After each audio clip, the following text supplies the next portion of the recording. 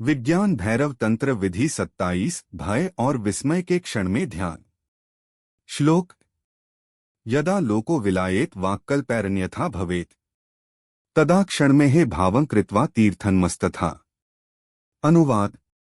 शिव कहते हैं, जब दुनिया और कल्पनाएं विलीन हो जाएं और किसी भी अन्य स्थिति में हो जाएं, तब उस क्षण में मैं अहं के भाव को बनाकर ध्यान करो। यह तीर्थ पवित्र स्थान की तरह है। दार्शनिक व्याख्या।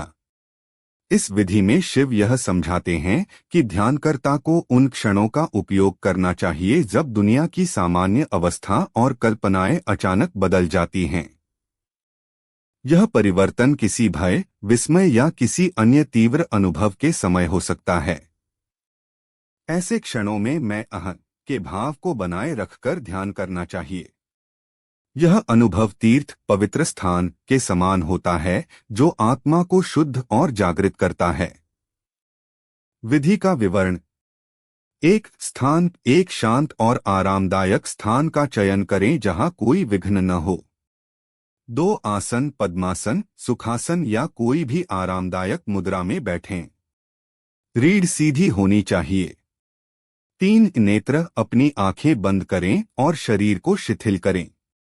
4 क्षण का अनुभव, किसी भय, विस्मय या अचानक परिवर्तन के क्षण को याद करें या उसकी प्रतीक्षा करें। 5 अहं का भाव, उस क्षण में मैं अहं के भाव को बनाए रखें। इसे अपनी चेतना में स्पष्ट रूप से अनुभव करें।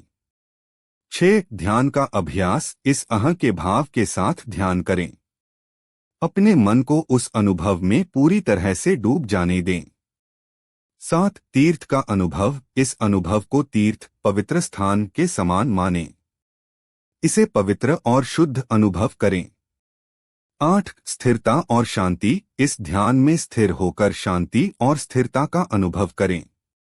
9 निरंतर अभ्यास, इस ध्यान का निरंतर अभ्यास करें और मन की गहराई और स्थिरता का अनुभव करें। महत्व। यह विधि ध्यानकर्ता को उन तीव्र क्षणों का उपयोग करने के लिए प्रेरित करती है जब दुनिया की सामान्य अवस्था बदल जाती है। यह क्षण व्यक्ति को जागृत और शुद्ध कर सकते हैं और उन्हें आत्मा की गहराई में प्रवेश करने का अवसर प्रदान करते हैं। अभ्यास के लाभ। 1 आत्मिक जागरण, तीव्र क्षणों में ध्यान करने से आत्मिक जागरण होता है। 2 शुद्धि, यह विधि आत्मा को शुद्ध करने में सहायक होती है। 3 ध्यान में गहराई, इस विधि से ध्यान की गहराई बढ़ती है और व्यक्ति आत्म साक्षात्कार की दिशा में प्रगति करता है। 4 शांति और स्थिरता, इस ध्यान के माध्यम से शांति और स्थिरता का अनुभव होता है।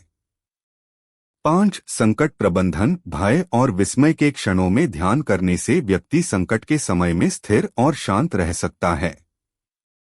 यह विधि ध्यान को गहरा करने और आत्मा की गहराई का अनुभव करने के लिए अत्यंत महत्वपूर्ण है।